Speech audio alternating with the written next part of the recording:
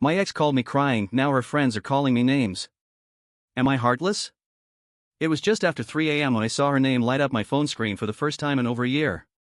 I hadn't blocked her. Maybe I should have. But I hadn't. Her message was short, almost childishly so, just 4 words. Can we talk, please? No punctuation. No context. Nothing but the familiar name that used to mean everything and now felt like a wound I'd stopped noticing until someone picked at the scab. I didn't reply right away. I stared at the message, then put the phone down and stared at the ceiling for 2 hours. By the time the sun came up, I'd already read the message 100 times and started imagining every version of what she could possibly want. When Sarah left, she made it clear. She'd met someone. He was mature. He was ambitious. He had a 5-year plan. I remember every word because I sat there nodding while she explained why I wasn't what she needed anymore. It wasn't cruel. It was calm. She cried. I didn't. I waited until she left my apartment, then threw up in the sink and didn't get out of bed for 2 days. We had been together for 3 years. And now she was texting me in the middle of the night, after a year of silence, as if nothing had happened. No birthday messages. No how are yous. Nothing. Just this sudden storm. When I finally answered the next afternoon, I kept it short. What's going on? A minute later, she was calling me. I didn't pick up. She texted, I need someone to talk to. It's not what you think. I should have ignored it. But I didn't. I asked her if she was okay. She replied with a wall of text about how she was going through something really intense and didn't know who else to turn to. Said she was sorry for how things ended. That she didn't expect me to forgive her. She just wanted a friend right now. Her husband, the same one she left me for, had cheated on her. With someone they both knew. A coworker. She found messages. Then photos. Then a hotel receipt. She sounded like she was halfway between a panic attack and an emotional breakdown. I didn't know what to say. I felt weirdly blank. Not happy. Not vindicated. Not angry. Just sort of neutral. I told her I was sorry she was going through that. I meant it. No one deserves to be betrayed like that. Not even the person who betrayed you. We talked for a few more minutes, and she asked if we could meet. Just to talk. Not for anything else. I swear. I said I'd think about it. And I did. For 2 days. I talked to my friend Marcus about it. He gave me a look like I was out of my mind. Dude, don't be the safety net. She didn't trip, she jumped. Let her fall. But something in me felt unfinished. Like I'd never actually processed any of it. I never got closure. And maybe she hadn't either. I told myself it was just one conversation. Maybe it would give me answers. Maybe it would help me finally close the chapter one should have closed a year ago. So I agreed. We met at a coffee shop we used to go to. She looked smaller than I remembered. Not physically, just emotionally. Like a version of herself that had been stretched too thin. She smiled when she saw me, but her eyes didn't. We talked for an hour. She told me everything. How the guy she left me for had started acting distant a few months into their marriage. How he got mean when he drank. How he stopped coming home on weekends. How she felt like a fool for trusting him. She cried. I sat there, drinking my coffee, not knowing what the hell I was supposed to feel. She said, "You were the only person who ever really made me feel safe." That line hit me in a weird place. I used to say that about her. I didn't say much. I didn't offer comfort. I just listened. When we stood up to leave, she hugged me. Tight. Longer than a normal hug. I didn't hug her back right away. But I did eventually. I don't know why. Later that night, she texted again. Said she felt so much better after seeing me. That she'd missed me more than she could ever explain. That she hated herself for what she did. I didn't reply. Not because I was trying to be cold, but because something about it all felt wrong. Too fast. Too sudden. Like she hadn't come back because of me. Just because she was scared to be alone.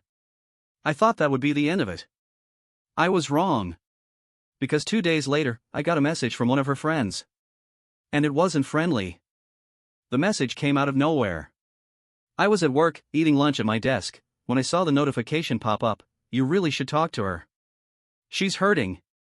And you're being kind of a dick. It was from one of Sarah's friends, Jenna. We'd never been close. I remembered her as one of the loud ones, always the first to hype Sarah up, always ready with some quote about knowing your worth and not settling. She'd never liked me much. Thought I held Sarah back. During the breakup, she was the one who drove Sarah to her new guy's apartment with all her bags packed and a bottle of champagne in the cup holder.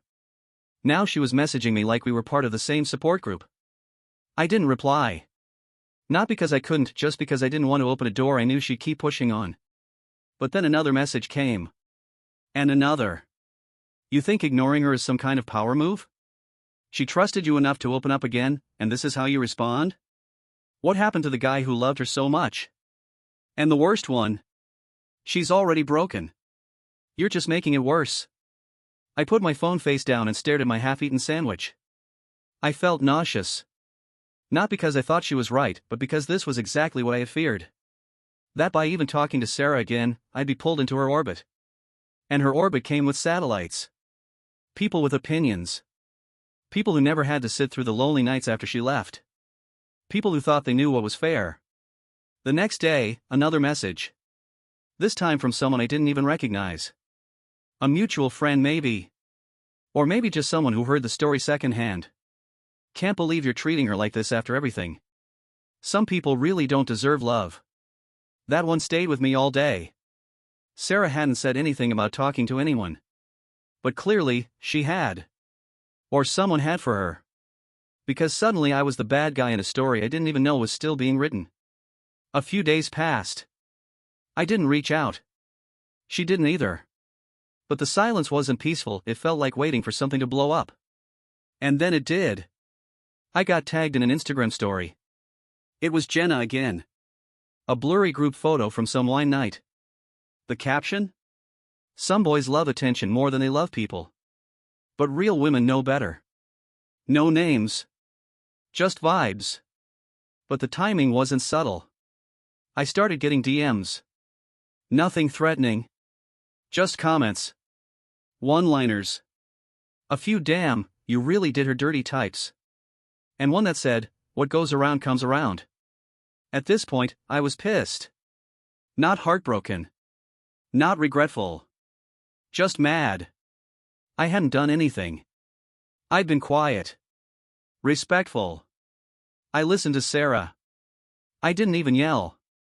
I didn't even say what I was really thinking, that she came crawling back only after her new life fell apart. I went back and reread our last texts.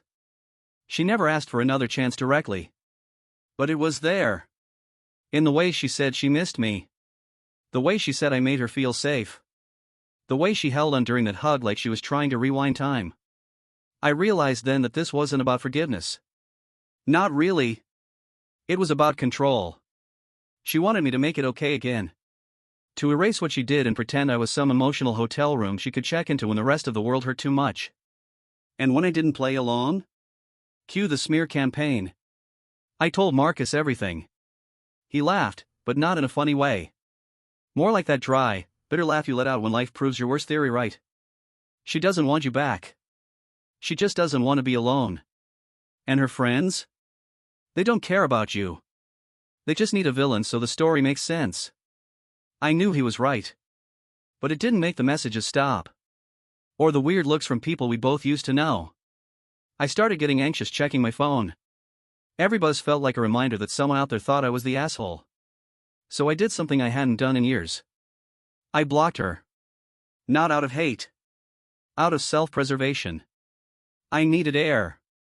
And she wasn't giving it. The next day, I got an email. From her. Subject line, please read. She wrote a wall of text. Said she never meant for things to get out of hand. That she didn't ask anyone to message me. That she was sorry if it made things worse.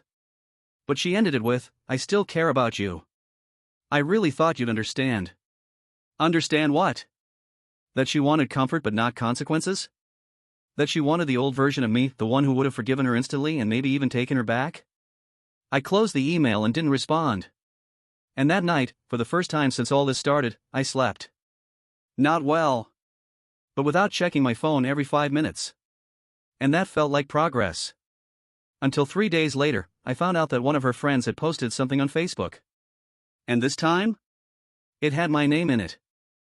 I didn't even see the post myself. Marcus sent me a screenshot with no caption. Just the image. Just the words. It was a long Facebook status, written by another one of Sarah's friends, Natalie. I barely remembered her. We'd maybe spoken twice when Sarah and I were dating, and both times she had that energy of someone who was already halfway to judging you. The kind of person who smiles while sharpening a knife. The post started like this. I wasn't going to say anything, but watching someone I care about get emotionally destroyed by someone who pretends to be a good guy is too much. So here it is. His name is Eric. And he's not who you think he is. Yeah. My name. Right there. She didn't tag me, but she didn't need to. We had mutuals. Plenty of them. People from our old friend group, coworkers from jobs long gone, even family friends who still use Facebook for some reason. She went on for 4 paragraphs. Said I lured Sarah back with false sympathy. Said I gave her hope and then cut her off like trash when she was at her lowest. That I was emotionally manipulative and played the long game just to get back at her. Played the long game? I was the one who got left. I read the post 4 times before I could even react. My heart was beating out on my chest. Not from guilt, but from this terrifying sense that the truth no longer mattered. This was a public execution, and it didn't matter that half of it was fiction. The story had been told. And people were reacting. Dozens of likes. Comments like, "Ugh, men like this are everywhere, and he sounds like a narcissist, and thank you for saying this." People need to be warned. Warned about what? That I didn't take back someone who left me? I didn't respond. What was I going to say? Go into the comments and start listing receipts? Post screenshots of our texts? That only ever makes you look worse. Defensive. Guilty, even if you're not. But the silence was heavy. And now it wasn't just DMs, it was people I actually knew texting me, asking, "Hey, is this about you?" Some were kind about it. Some weren't. I wanted to scream. I wanted to shake people and ask when exactly I became the villain. Was it the moment I didn't reply to Sarah's last email? Was it the second I set a boundary? Or was it a year ago, when I let her walk out without begging her to stay? 2 days later, Sarah texted me from a new number. I didn't know she was going to do that. I swear. Please don't hate me. I didn't answer. I didn't block her either. I just let the message sit there, glowing on my screen like a spark you're afraid to breathe near. The next weekend, I ran into someone from college. A girl named Emily, who I hadn't seen in years. We were both at the same Saturday morning farmers market, awkwardly holding reusable bags and pretending we weren't both avoiding eye contact until we made it inevitable. She asked how I was. I gave the polite version. Then she asked, quietly, "Is everything okay with that Facebook thing?" I didn't even pretend not to know what she meant. I just said, "It's a mess." And she nodded like she got it. Then she said something that surprised me. "I always thought you were too good to be real." It wasn't a compliment. It was a judgment. Like she'd been waiting for the other shoe to drop, and now it finally had. I don't know why that one stung so much. Maybe because I spent so long trying to be decent. Trying to take the high road. To not lash out. To not say the things I wanted to say. Things like, "You only miss me because he broke you." Things like, "If he hadn't cheated, would I still be a ghost to you?" Things like, "I was always your backup plan, and you called me when your main one failed." But I didn't say any of that. I just smiled at Emily and said, "Take care." Then walked away before I said something I couldn't take back. That night, I did something I told myself I wouldn't. I looked at Sarah's profile. She hadn't posted anything directly about me. But her most recent update was a close-up selfie with puffy eyes and a caption that said, "Learning to forgive even when it hurts." The comments were what you'd expect. "You're so strong, babe." "He lost the best thing he ever had." "You deserve better." Maybe I do too. But no one says that to guys like me. Guys who walk away instead of rescuing someone who broke their heart. A few people messaged me privately. Quiet support. A couple mutual friends who saw through the drama. One guy from work who just sent me the eyes emoji and said, "Damn, people are nuts." But none of it stuck. Because once someone decides you're the bad guy, it doesn't matter what you say. Your silence is guilt. Your defense is gaslighting. Your boundaries are cruelty. So I stopped trying to explain. I muted Natalie. I deleted my Facebook account entirely. I turned off Instagram for a while. And I tried to focus on my life. My work. My dog. My real friends. But the damage was done. And the story wasn't over. Because a week later, Sarah showed up. Not in my inbox. At my door. The days after she came were quiet in a way that made me suspicious. No new messages. No cryptic posts. No tagged stories. For a while, I thought maybe it was over, that the moment in the doorway had done something. Maybe not healed anything, but at least shifted the weight off my chest. But then, late one Friday night, I got another email. Not from Sarah. From Jenna. It was long. Too long. One of those emotionally bloated messages where every paragraph starts with "I just feel like" and ends in some passive-aggressive guilt trip. She said she didn't understand how I could be so cold after everything Sarah had given up for me. Said I was being petty and toxic in my own quiet way, which honestly made me laugh. I guess being silent now counts as psychological warfare. She ended it with, "One day you'll realize what you lost. And no one will be left to pick up your pieces." That was the moment I realized they weren't angry because I hurt Sarah. They were angry because I didn't let her rewrite the story. She wanted a redemption arc. She wanted to walk back in, broken but brave, and be received with open arms because that's what happens in movies. The man forgives. The woman cries. They kiss. Fade to black. But I didn't play my part. And that made me the villain. After that, I started changing things. Small things. I switched gyms. I cleared out my contact list. I left group chats that had gone dormant anyway. I cut ties with anyone still orbiting around that same gravitational pull. Then I did something I hadn't done in years. I went on a date. Just coffee. Nothing heavy. Her name was Natalie, different Natalie. She worked at the library downtown and had this soft, almost unassuming way of speaking that made everything feel lighter. We didn't talk about pasts. Just books. And pets. And favorite cheap restaurants. At the end, she smiled and said, "You're easy to talk to." And something about that hit me harder than I expected. Because for the last year, I hadn't felt easy to be anything. I walked home afterward, and as I passed an empty bench outside my building, I remembered a night when Sarah and I sat there in the rain, drunk off cheap wine, talking about moving to Seattle. We never did. We never even looked at apartments. I didn't cry. I didn't miss her. But I missed the version of me who believed in those moments. Later that week, Sarah emailed again. Just one sentence. "I won't reach out anymore. I just wanted to say thank you for hearing me." No accusations. No manipulation. Just a strange, calm kind of closure. I didn't reply. I didn't need to. The story didn't need another chapter. It just needed to end. A few days later, I ran into Marcus at a bar. We hadn't talked in a while. He slapped me on the back and ordered 2 shots before I could say no. "You look lighter," he said. "Like someone took a backpack of bricks off your shoulders." "Maybe I did," I said. He raised his glass. To being the villain in someone else's story. We clinked. And it felt fine. That's the thing they never tell you, being misunderstood doesn't always need fixing. Sometimes it's the cost of protecting your peace. Of saying no when you're supposed to say yes. Of choosing yourself when no one else will. But the story didn't end there. Because about 2 weeks later, I got a wedding invitation in the mail. Not from Sarah. God, no. From Emily, the college girl from the farmer's market. It was a group thing, just a bunch of people from our old crowd. She'd probably sent it out of politeness, not expecting me to show. But I went. I don't know why. Maybe just to prove I could walk into a room and not shrink. It was a small backyard thing. Casual. String lights, cheap wine, a Spotify playlist on shuffle. And somewhere between refilling my cup and dodging a guy from sophomore year I barely remembered, I saw her. Not Sarah. Another girl. She was talking to the groom's cousin or someone, laughing. Hair up.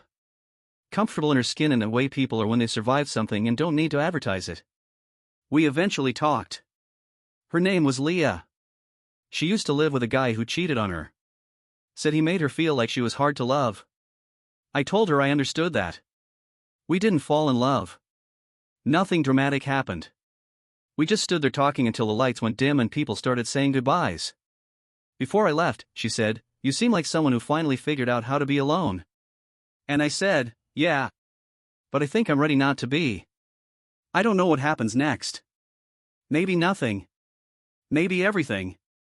But for the first time in a long time, I'm not waiting for someone to come back. I'm just here. And that feels like enough." I didn't even hear her car. Just a knock. It was a weekday evening, just after dark, and I was sitting on the couch with a beer in one hand and my dog curled up next to me when someone knocked 3 short, clipped raps on the door. Not urgent. Not friendly. Just direct. I stood up slow. My stomach already knew before my eyes confirmed it through the peephole. Sarah. She was standing there in a hoodie and jeans, her hair tied back like she didn't want to be seen. She was holding something in her arms, maybe a bag or sweater. I didn't open the door right away.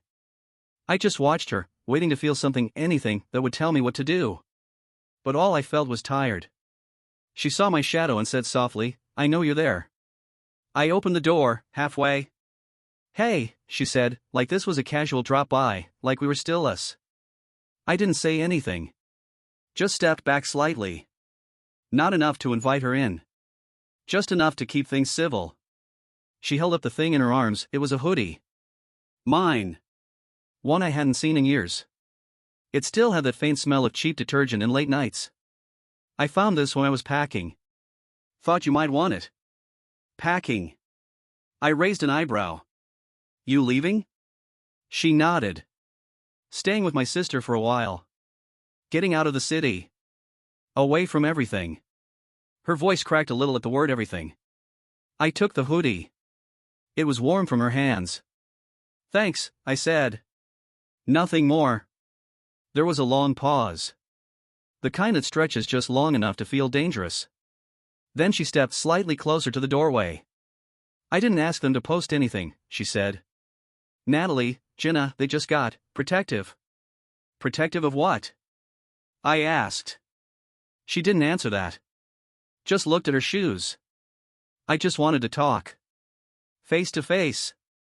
Not through texts. Not with people interpreting everything. I could have said no. I should have. But I didn't. 15 minutes, I said. Then I want you gone. She nodded quickly, like she was grateful even for that. I stepped aside. She walked in like she'd never been gone. The house was mostly the same. Different couch. New art on the wall. But the same kitchen, the same smell of coffee and dog hair. Her eyes scanned everything like it hurt. She sat on the edge of the couch, perched like someone who knew they didn't belong. "I messed up," she said. "And I'm not here to ask you to fix it. I swear I'm not." I sat in the chair opposite her. She continued, "When I saw those messages, the photos, the receipts. I don't think I've ever felt so stupid. I thought I'd built something better. Something stable. But it was a house of cards. And the second it fell, I thought of you. I stayed quiet. Because you were always steady. You didn't chase highs. You didn't lie. You didn't make me feel disposable. You made yourself disposable," I said. Not angry. Just stating it plainly. She flinched, but nodded. "I know," she whispered. We sat in silence for a while. She eventually said, "I wasn't happy. That's why I left. But I never meant to hurt you." I looked her straight in the eye. "You didn't just leave. You replaced me. Overnight." She looked away again. "I thought I had to. That if I didn't jump, I'd never move on." "Did you?" "No," she said. "I just buried it. I could feel something rising in me, anger maybe, or just the sting of being someone's regret instead of someone's choice." "I don't know what you want from me," I said. "Nothing," she said too quickly. Then, I don't expect anything. I just needed to see you. To say it out loud. That I'm sorry. There was a long pause. I could hear my dog breathing under the table. I loved you, she said. I never stopped. I stood up. Walked to the door. Held it open. She didn't argue. Just stood, slowly. Walked past me. Stopped in the doorway. I know I broke something, she said. And I won't blame you for not wanting to touch the pieces. Then she left. I didn't watch her go. I just closed the door and sat back down. 15 minutes passed. Then another hour. Then another. And then my phone buzzed. Not from her. From Jenna. So now you're kicking her out too? Wow. Cold-blooded. Another message followed. Hope you're proud of the man you've become. And one more. You're not the victim. Stop pretending you are. I didn't answer any of them. But I didn't delete them either. Because sometimes, the worst part of moving on is how many people demand you stay broken.